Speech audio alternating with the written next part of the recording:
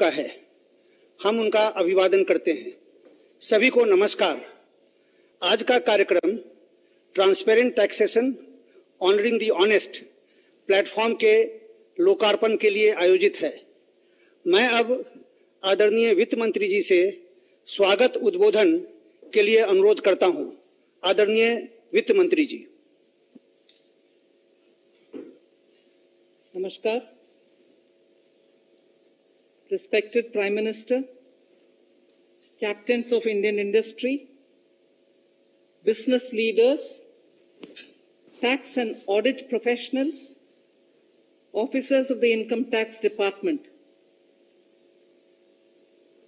Today is a landmark day in the history of tax administration. The vision of the Prime Minister is to empower the taxpayers, to provide a transparent system, and to honor the honest taxpayer. To realize this vision, the CBDT, the Central Board for Direct Taxation, has given a framework and put in place a system in the form of this platform.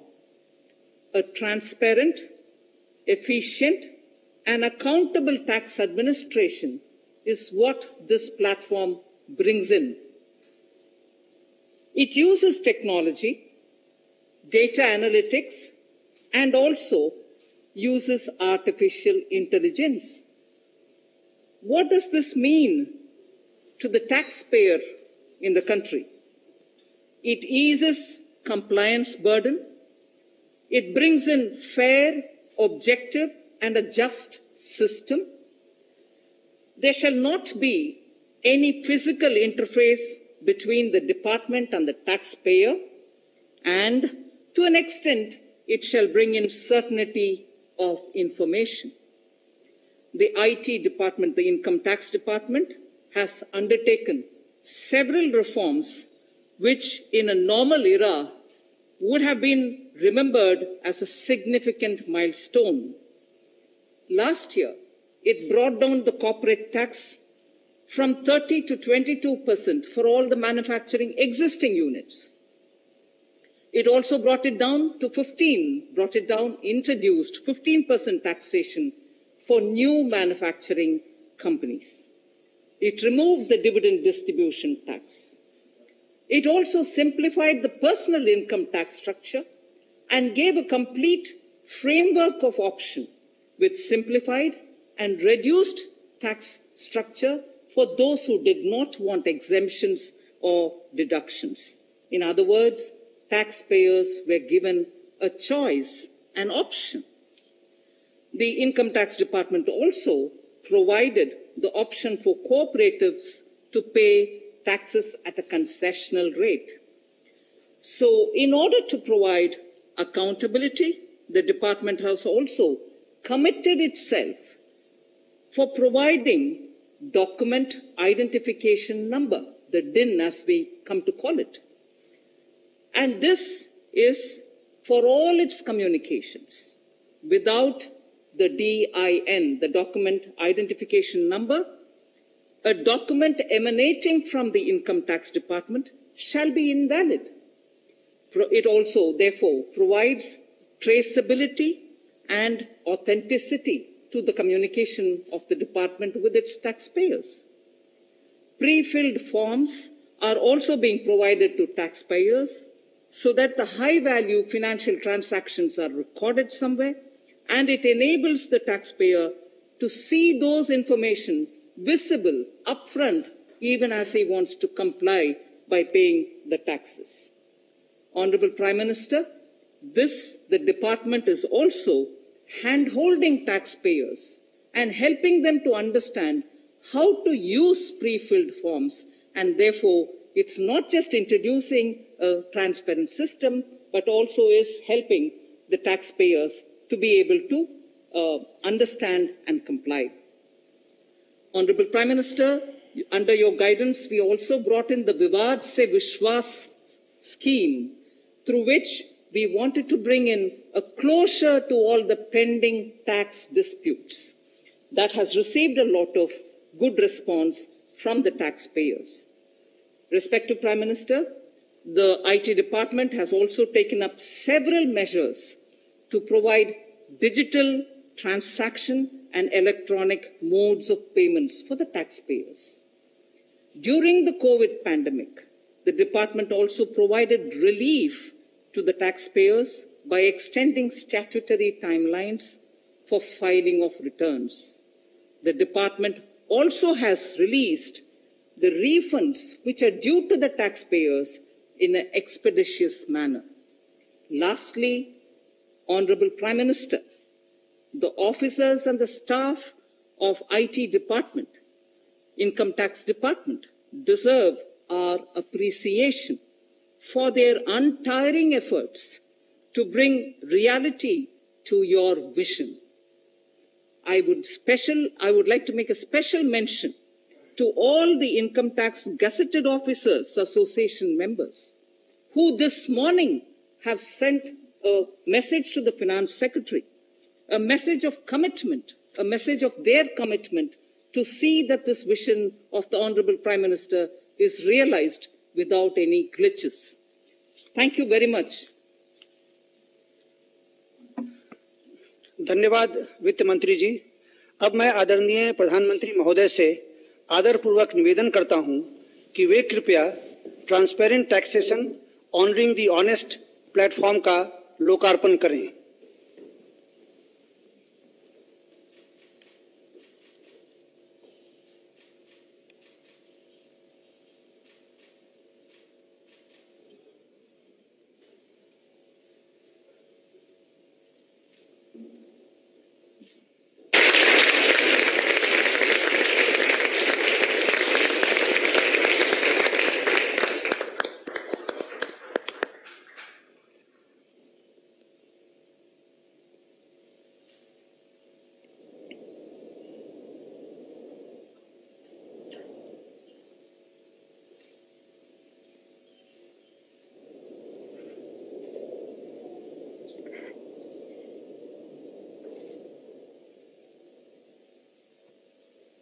धन्यवाद प्रधानमंत्री जी।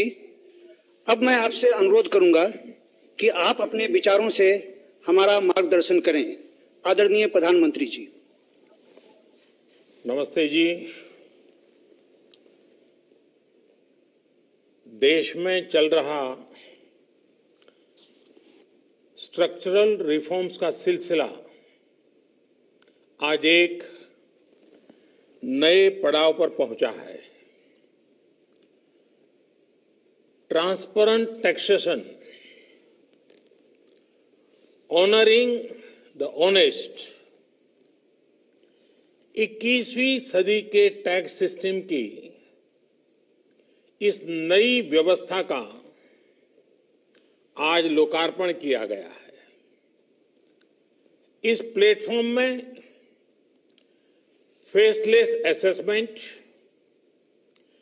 Faceless appeal और tax payer charter जैसे बड़े reforms हैं। Faceless assessment और tax payer charter आज से ही लागू हो गए हैं, जबकि फेसलेस अपील की सुविधा 25 सितंबर यानी दीनदयाल उपाध्याय जी के जन्मदिन से पूरे देश भर में नागरिकों के लिए उपलब्ध हो जाएगी। अब टैक्स सिस्टम भले ही फेसलेस हो रहा है, लेकिन टैक्स पेयर को ये फेयरनेस और फियरलेसनेस का विश्वास देने वाला है। ये सभी टैक्स पेयर्स को इस महत्वपूर्ण तोहफे के लिए मैं बहुत बहुत बधाई देता हूं और इनकम टैक्स विभाग के सभी अधिकारियों को हर छोटे मोटे कर्मचारी को भी बहुत बहुत शुभकामनाएं देता हूं। साथियों, बीते 6 वर्ष में हमारा फोकस रहा है banking the unbanked, securing the unsecured और फंडिंग द अनफंडेड। आज एक तरह से एक नई यात्रा शुरू हो रही है। ऑनरिंग द ऑनेस्ट, ईमानदार का सम्मान। देश का ईमानदार टैक्स पेयर राष्ट्र निर्माण में बहुत बड़ी भूमिका निभाता है। जब देश के ईमानदार टैक्स पेयर का जीवन आसान बनता है, वो आगे बढ़ता है, तो देश का भी विकास होता है, देश भी आगे बढ़ता है। साथियों, आज से शुरू हो रही नई व्यवस्थाएं, नई सुविधाएं, मिनिमम गवर्नमेंट, मैक्सिमम गवर्नेंस, इसके प्रति हमारी प्रतिबद्धता को और मजबूत करती है। ये देशवासियों के जीवन से सरकार को, सरकार के दखल को कम करने की दिशा में भी एक बड़ा कदम है। साथियों, आज हर नियम कानून को, हर पॉलिसी को प्रोसेस और पावर सेंट्रिक अप्रोच से बाहर निकालकर उसको पीपल सेंट्रिक और पब्लिक फ्रेंडली बनाने पर बल दिया जा रहा है। ये नए भारत के नए गवर्नेंस मॉडल का प्रयोग है और इसके सुखद परिणाम भी देश को मिल रहे हैं। आज हर किसी को ये एहसास हुआ है कि शॉर्टकट्स ठीक नहीं है। और हमारे यहां तो रेलवे स्टेशन पे लिखा जाता है, shortcut will you cut you short. गलत तौर तरीके अपनाना सही नहीं है। वो दौर अब पीछे चला गया है। अब देश में माहौल इस ओर आगे बढ़ रहा है कि कर्तव्य भाव को सर्वोपरि रखते हुए सारे काम होने चाहिए। सवाल यह है कि ये बदलाव आखिर कैसे आ रहा है? क्या ये सिर्फ सख्ती से आया है?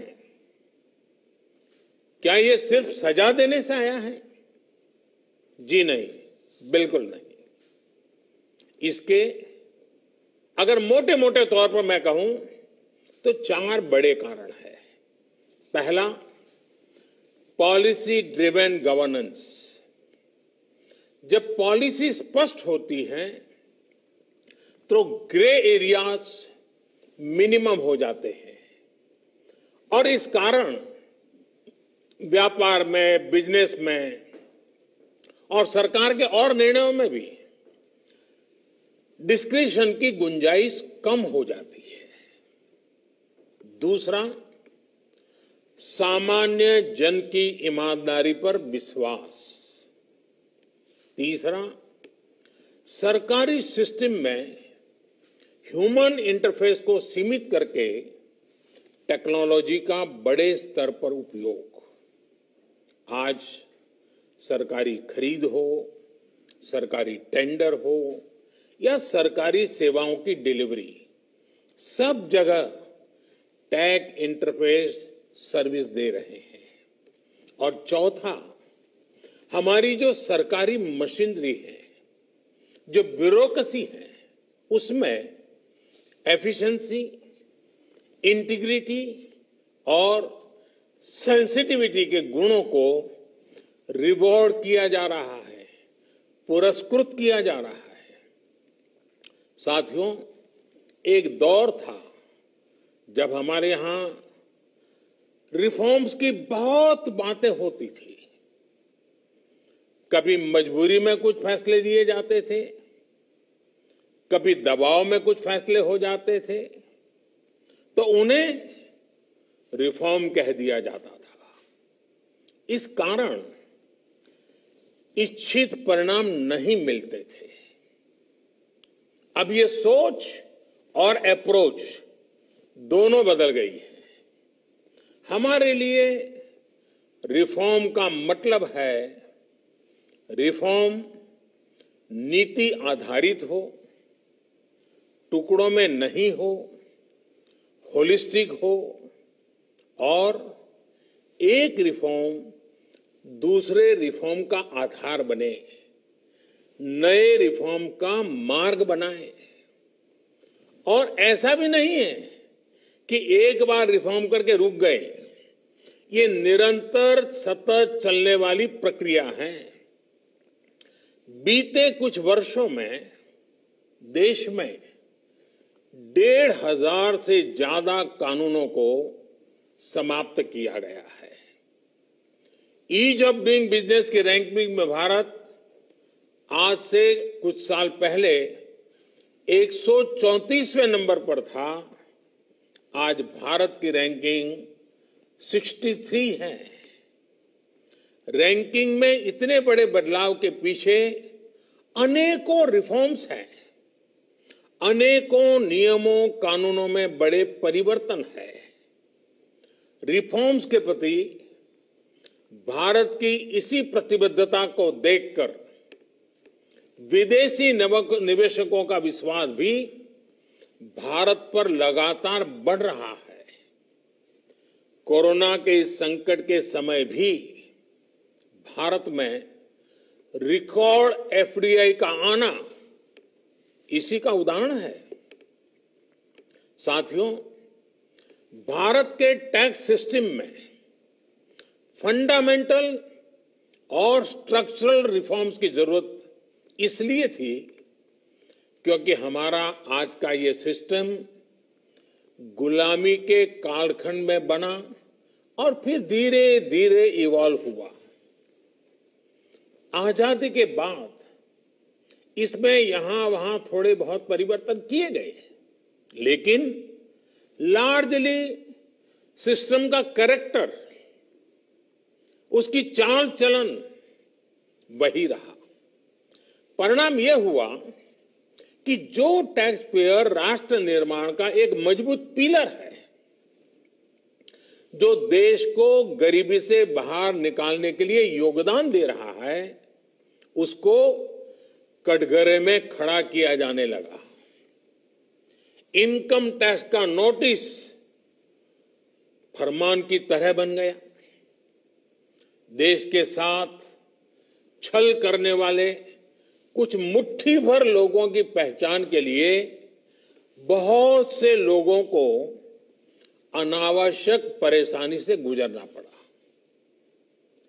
कहां तो टैक्स देने वालों की संख्या में गर्व के साथ विस्तार होना चाहिए था और कहां गठजोड़ की, सांठगांठ की व्यवस्था बन गई। इस विसंगति के बीच ब्लैक और व्हाइट का उद्योग भी फलता फूलता गया। इस व्यवस्था ने ईमानदारी से व्यापार कारोबार करने वालों को, रोजगार देने वालों को और देश की युवा शक्ति की आकांक्षाओं को प्रोत्साहित करने के बजाय कुचलने का काम किया। साथियों, जहां कॉम्प्लेक्सिटी होती है वहां कंप्लायंस भी मुश्किल होता है। कम से कम कानून हो, जो कानून हो वो बहुत स्पष्ट हो, तो टैक्स पेयर भी खुश रहता है और देश खुशहाल होता है। बीते कुछ समय से यही काम करने की दिशा में एक के बाद एक कदम उठाए जा रहे हैं। अब जैसे दर्जनों टैक्सेस की जगह जीएसटी आ गया, रिटर्न से लेकर रिफंड की व्यवस्था को पूरी तरह से ऑनलाइन किया गया। जो नया स्लैब सिस्टम आया है उसमें बेवजह के कागजों और दस्तावेजों को जुटाने की मजबूरी से मुक्ति मिल गई है। यही नहीं, पहले 10 लाख रुपए से ऊपर के विवादों को लेकर सरकार हाई कोर्ट और सुप्रीम कोर्ट पहुंच जाती थी। अब हाई कोर्ट में 1 करोड़ रुपए तक के और सुप्रीम कोर्ट में 2 करोड़ रुपए तक के केस की सीमा तय की गई है। विवाद से विश्वास जैसी योजना से कोशिश ये है कि ज्यादातर मामले कोर्ट से बाहर ही सुलझ जाए। इसी का नतीजा है कि बहुत कम समय में ही करीब 3 लाख मामलों को सुलझाया जा चुका है। साथियों, प्रक्रियाओं की जटिलताओं के साथ साथ देश में टैक्स भी कम किया गया है। 5 लाख रुपए की आय पर अब टैक्स 0 है। बाकी स्लैब में भी टैक्स कम हुआ है। कॉरपोरेट टैक्स के मामले में हम दुनिया में सबसे कम टैक्स लेने वाले देशों में से एक हैं। साथियों, कोशिश ये है कि हमारी टैक्स प्रणाली सीमलेस हो, पेनलेस हो, फेसलेस हो। सीमलेस यानी टैक्स एडमिनिस्ट्रेशन हर टैक्स पेयर को उलझाने के बजाय समस्या को सुलझाने के लिए काम करे। पेनलेस यानी टेक्नोलॉजी से लेकर रूल्स तक सब कुछ सिंपल हो। फेसलेस यानी टैक्स पेयर कौन है और टैक्स ऑफिसर कौन है, इससे मतलब ही नहीं होना चाहिए। आज से लागू होने वाले ये रिफॉर्म्स इसी सोच को आगे बढ़ाने वाले हैं। साथियों, अभी तक तो होता यह है कि जिस शहर में हम रहते हैं उसी शहर का टैक्स डिपार्टमेंट हमारी टैक्स से जुड़ी सभी बातों को हैंडल करता है।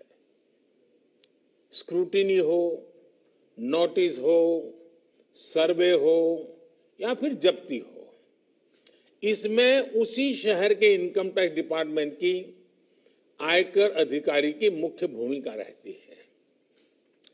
अब ये भूमिका एक प्रकार से खत्म हो गई है। अब इसको टेक्नोलॉजी की मदद से बदल दिया गया है। अब स्क्रूटिनी के मामलों को देश के किसी भी क्षेत्र में किसी भी अधिकारी के पास रैंडम तरीके से आवंटित किया जाएगा। अब जैसे मुंबई के किसी टैक्स पेयर का रिटर्न से जुड़ा कोई मामला सामने आता है, तब इसकी छानबीन का जिम्मा मुंबई के अधिकारी के पास नहीं जाएगा, बल्कि संभव है कि वो चेन्नई चला जाए, गुवाहाटी चला जाए, रायपुर चला जाए, अहमदाबाद चला जाए। वो फेसलेस टीम के पास जा सकता है और वहां से भी जो आदेश निकलेगा उसका रिव्यू किसी दूसरे शहर, कहीं जयपुर हो जाएगा, बेंगलुरु हो जाएगा, चेन्नई हो जाएगा, कोची हो जाएगा, वहां की टीम करेगी।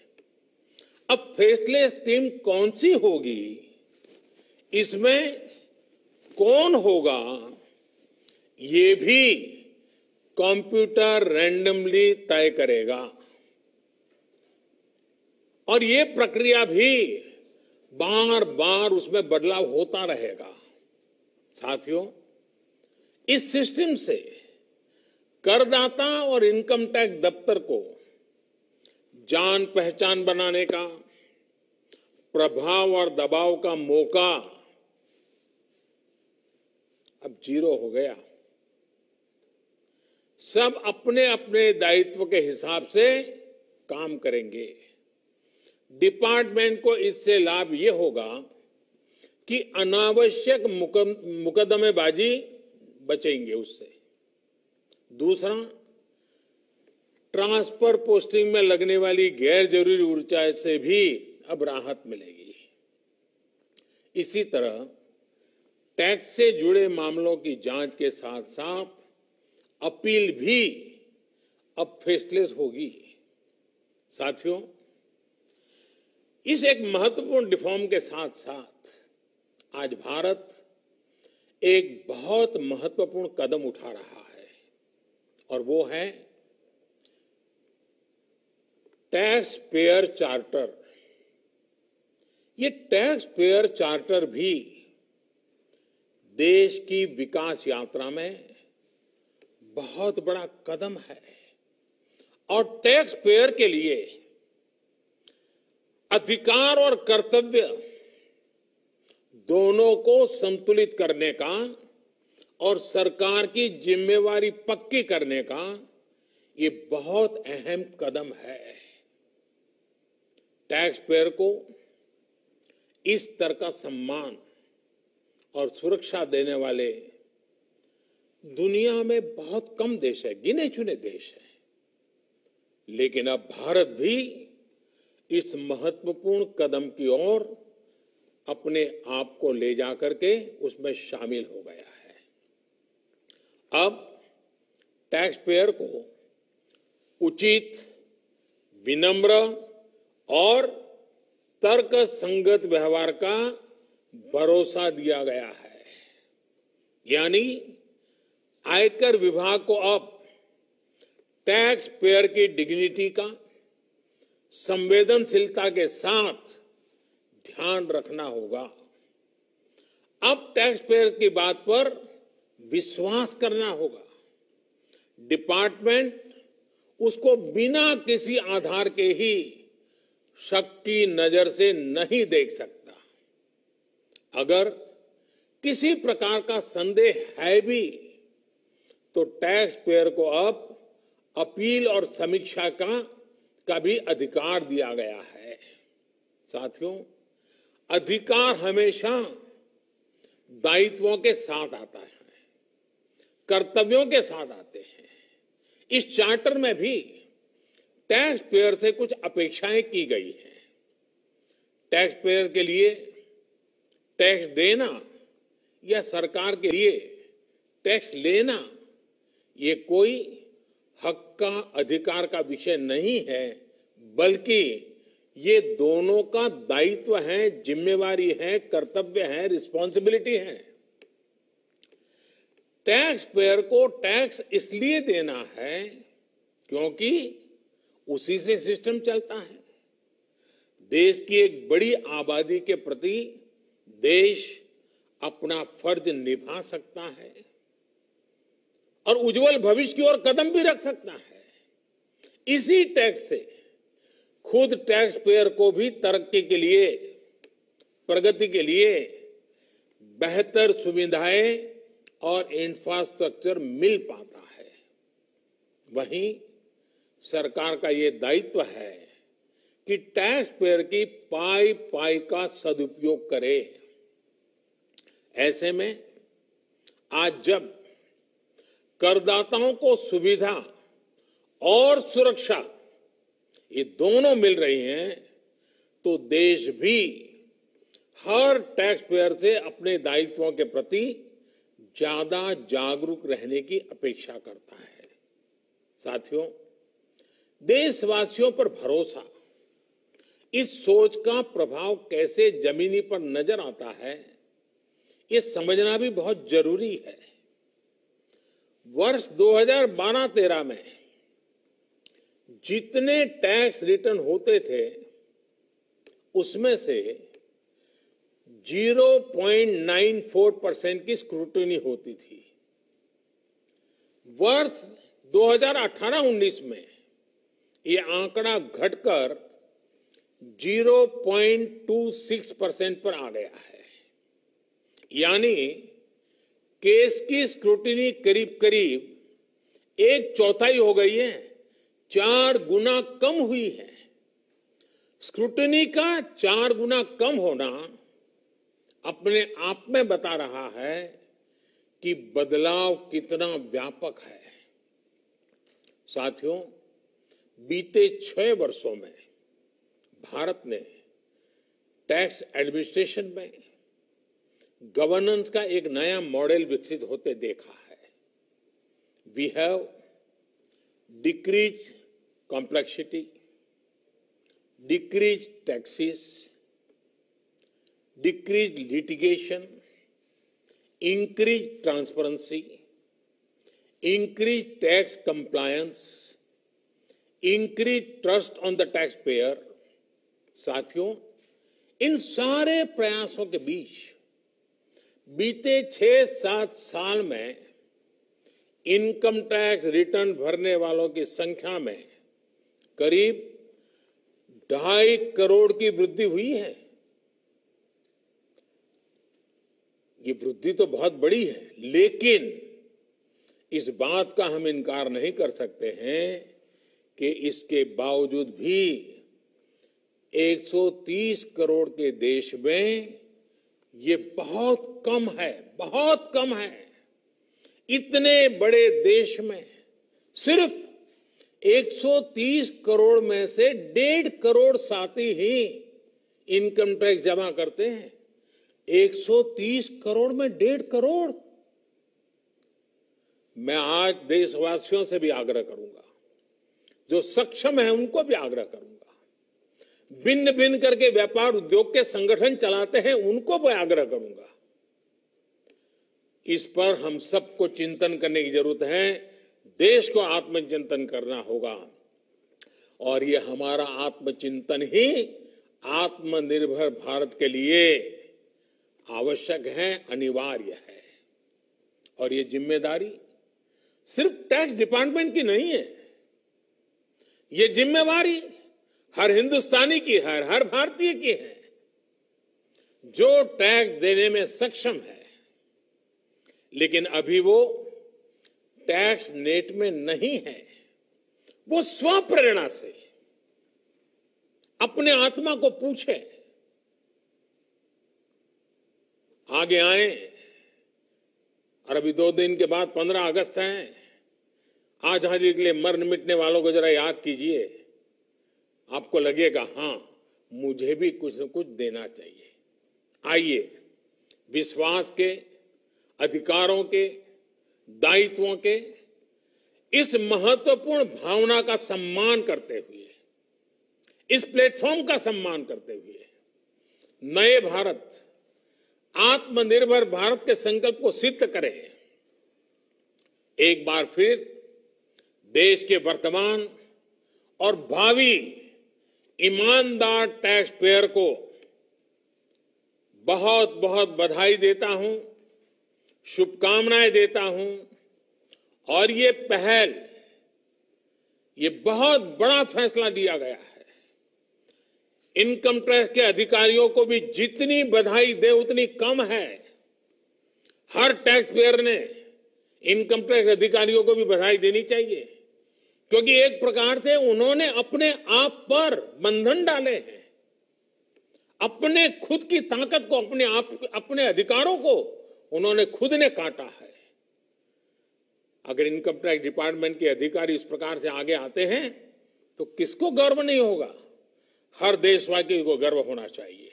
और पहले के जमाने में शायद टैक्स के कारण कुछ समस्याएं होगी, लोगों ने टैक्स देने के रास्ते पर जाना पसंद नहीं किया होगा। अब जो रास्ता बना है वो टैक्स देने की तरफ जाने का आकर्षक रास्ता बना है। और इसलिए आइए भव्य भारत के निर्माण के लिए इस व्यवस्था का लाभ भी उठाएं और इस व्यवस्था को जोड़ने के लिए आगे भी आए।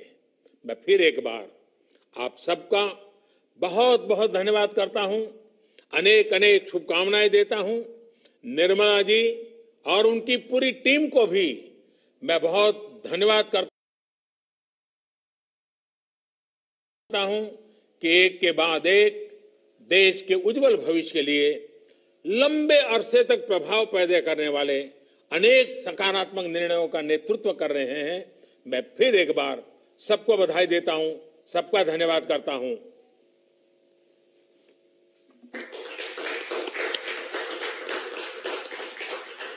धन्यवाद, धन्यवाद प्रधानमंत्री जी। इस कार्यक्रम के अंत में हम आपका, आदरणीय वित्त मंत्री जी का, वित्त राज्य मंत्री जी का और सभी का आभार प्रकट करते हैं। धन्यवाद।